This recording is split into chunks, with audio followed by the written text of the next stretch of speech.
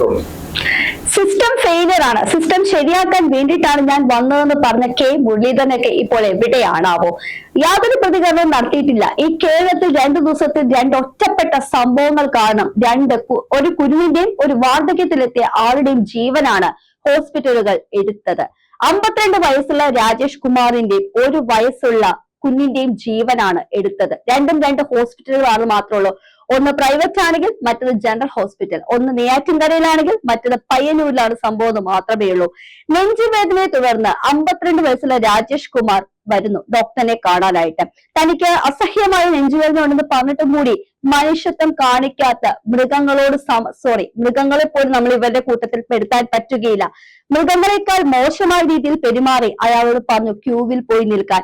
ക്യൂവിൽ നിൽക്കവേ അയാൾക്ക് നെഞ്ചുവേദനയെടുത്ത് അയാൾ കുഴഞ്ഞു വീണ് മരിക്കുകയാണ് ചെയ്തത്. 52 വയസ്സുള്ള രാജേഷ് കുമാർ വിട വാങ്ങിയത്. ജീവൻ രക്ഷിക്കാൻ വേണ്ടി ജീവൻ രക്ഷിക്കേണ്ടവർ തന്നെ ജീവൻ എടുത്താലോ? ഈ ഒരു ടാഗാണ് നമുക്ക് ചോദിക്കാനുള്ളത്.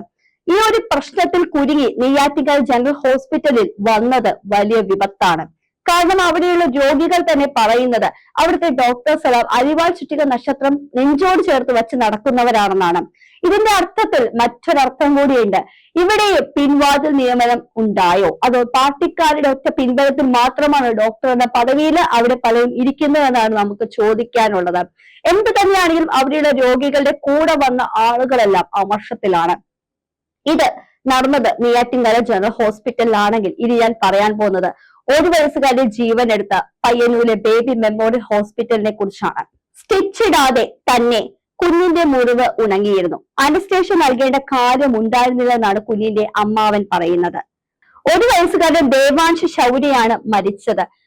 കുഞ്ഞിന് ഒരു മുറിവുണ്ടായിരുന്നു ചുണ്ടിന്. പക്ഷെ ആ മുറിവ് ഉണങ്ങിയതാണ്. പക്ഷെ യാതൊരു കാര്യവും ഇല്ലാതെ അനസ്തേഷ്യ കൊടുത്തത് അളവ് കൂടിപ്പോയത് കൊണ്ടാണോ എന്താണെന്ന് ഒരു പിടിയുമില്ല. കുഞ്ഞ് എന്താണെങ്കിലും മരണപ്പെട്ടിരിക്കുകയാണ്. ജീവൻ രക്ഷിക്കേണ്ടവർ തന്നെ ജീവൻ എടുത്താലോ എന്ന ടാഗ് ലൈനിലാണ് ഇത് നമുക്ക് കൊടുക്കാൻ പറ്റുകയുള്ളൂ. 10 വർഷമായിട്ട് നമ്മൾ കണ്ടൊരു കാര്യമുണ്ടായിരുന്നു. ഗവൺമെന്റ് ഹോസ്പിറ്റലുകൾ എല്ലാം മെഡിക്കൽ കോളേജുകളിലെല്ലാം ആളുകൾ ചികിത്സ തേടി വരുമ്പോൾ അവിടെ നടന്ന അനാസ്ഥകളുടെ പെരുമഴ ഘോഷയാത്രയായിരുന്നു 10 വർഷമെങ്കിൽ.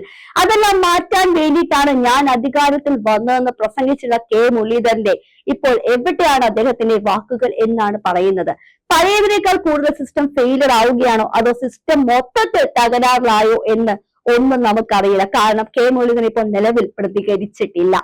എന്ത് തന്നെയാണെങ്കിലും വീണ ജോർജ് ആരോഗ്യമന്ത്രിയായിരുന്ന സമയത്ത് പ്രതികരണമെങ്കിലും ഉണ്ടായിരുന്നു. എന്താണോ സിസ്റ്റം ഫെയിലിയർ ആണ് എന്നെങ്കിലും പ്രതികരിക്കാൻ മുൻപന്തിയിൽ ഉണ്ടായിരുന്നു. പക്ഷേ ഒരാശ്വാസ വാക്കുകൾ പോലും ഏകാനായിട്ട് നമ്മളുടെ ആരോഗ്യ വകുപ്പ് മന്ത്രിയായ കെ മുരളീധരൻ രംഗത്ത് വന്നിട്ടില്ല. 1 വയസ്സുകാരന്റെ വിയോഗവും 52 വയസ്സുകാരന്റെ വിയോഗവും നടന്നത് ഹോസ്പിറ്റലിലെ അനാസ്ഥകൾ കൊണ്ടാണ്.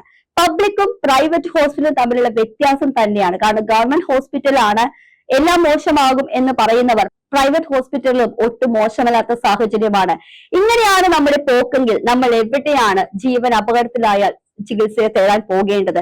എന്ത് വിശ്വസിച്ചാണ് നമ്മൾ ചികിത്സ തേടാൻ പോകേണ്ടത്? 52 വയസ്സുകാരനായ രാജേഷ് കുമാർ മരിച്ചു കഴിഞ്ഞപ്പോൾ എനിക്ക് മറ്റൊരു സംഭവം കൂടി ഇതിന്റെ കൂടെ കൂട്ടിച്ചേർക്കാൻ തോന്നുന്നു.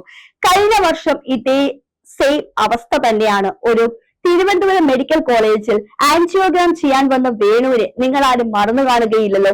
വേണു വന്നു കഴിഞ്ഞപ്പോൾ 3 ദിവസമാണ് വേണു ബെഡ് പോലും കിട്ടാതെ നിലത്താണ് വേണുവിന്റെ കുടുംബം കിടന്നത്. വേണു അങ്ങോട്ടേക്ക് വന്നത് മറ്റൊരു ഹോസ്പിറ്റലിൽ റെഫർ ചെയ്തതിന്റെ അടിസ്ഥാനത്തിലാണ്.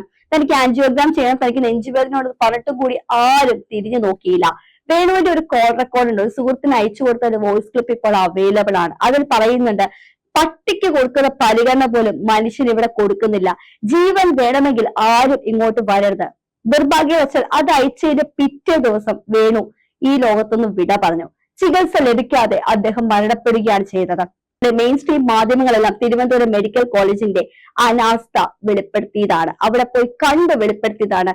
ഒരു ബെഡില് 2 രോഗികളാണ് കിടക്കുന്നത്. അത് മാറാ രോഗമുള്ളവരെ കൂടെയാണ് നിസ്സാര രോഗമായിട്ട് വരുന്നവർ കിടക്കേണ്ടി വരുന്നത്. നിലത്ത് കിടക്കുന്നു, ബെഡ് സ്പേസ് പോലും ഇല്ലാതെ തറകളിലേക്ക് കിടക്കുന്ന എത്രയോ രോഗികളാണ് അവിടെ ഉള്ളത്. ഇതെല്ലാം മാറ്റി പാർപ്പിക്കും. തിരുവനന്തപുരത്ത് 2 മെഡിക്കൽ കോളേജ്, ഒരു മെഡിക്കൽ കോളേജ് കൂടി എക്സ്ട്രാ വരുമെന്നൊക്കെ പറഞ്ഞ് തള്ളിയിട്ട് പോകുമ്പോൾ ആലോചിക്കണം. ആദ്യം തന്നെ വേണ്ടത് സിസ്റ്റം ഫെയിലിയർ എന്നുള്ള ഒരു വാക്ക് തന്നെ മാറ്റണം. വാക്കുകൊണ്ട് പറഞ്ഞു മാറ്റിയാൽ പോരാ, പ്രാവർത്തികമായിട്ട് മാറ്റാൻ സാധിക്കണം. കെ കരുണാകരന്റെ മകൻ കെ മുരളീധരൻ കുറച്ചും കൂടി പഠിക്കാനിരിക്കുന്നു. കാരണം എന്തു തന്നെയാണെങ്കിലും ഒരു അനാസ്ഥ വരുമ്പോൾ, അല്ലെങ്കിൽ ഒരു അപകടം ഉണ്ടാകുമ്പോൾ, ഒരു മരണം സംഭവിക്കുമ്പോൾ, പ്രത്യേകിച്ച് താങ്കൾ കൈകാര്യം ചെയ്യുന്ന വകുപ്പിന്റെ അടിസ്ഥാനത്തിൽ ഹോസ്പിറ്റലുകളിൽ മരണം സംഭവിക്കുമ്പോൾ താങ്കൾ വന്ന് ഒരു ആശ്വാസ വാക്കെങ്കിലും പറയേണ്ടതുണ്ട്. അതെങ്കിലും അത്യാവശ്യം കെ മുരളീധരൻ പഠിച്ചിരിക്കണമായിരുന്നു. എന്തു തന്നെയാണെങ്കിലും ഇനി കേരളത്തിലെ ജനങ്ങൾക്ക് സിസ്റ്റം ഫെയിലിയർ ആണോ, ഏതോ പുതിയ വാക്കുകൾ നിഘണ്ടുവിന് കണ്ടെത്തുമെന്ന് മാത്രം അറിഞ്ഞാൽ മതി. കേരളം ഇനി എങ്ങോട്ടാണ്? ഇവിടുത്തെ ആരോഗ്യ മേഖല തകിട്ടം മറിഞ്ഞിരിക്കുകയാണ്. ഇത്രയും നാള് 10 വർഷം നമ്മൾ ഗവൺമെന്റ് കോളേജിൽ, മെഡിക്കൽ കോളേജിന്റെ അനാസ്ഥയാണ് കേട്ടതെങ്കിൽ ഇനി നമ്മൾ ബേബി മെമ്മോറിയൽ ഹോസ്പിറ്റൽ പോലുള്ള പല പ്രൈവറ്റ് ഹോസ്പിറ്റലിലെ അനാസ്ഥകൾ കാണാനും കേൾക്കാനും ഇരിക്കുന്നതേ ഉള്ളൂ. എന്തു തന്നെയാണെങ്കിലും ആ മരണപ്പെട്ട കുടുംബങ്ങൾക്ക് നീതി ലഭിക്കട്ടെ എന്ന് മാത്രമേ നമുക്ക് പ്രാർത്ഥിക്കാൻ കഴിയുകയുള്ളൂ.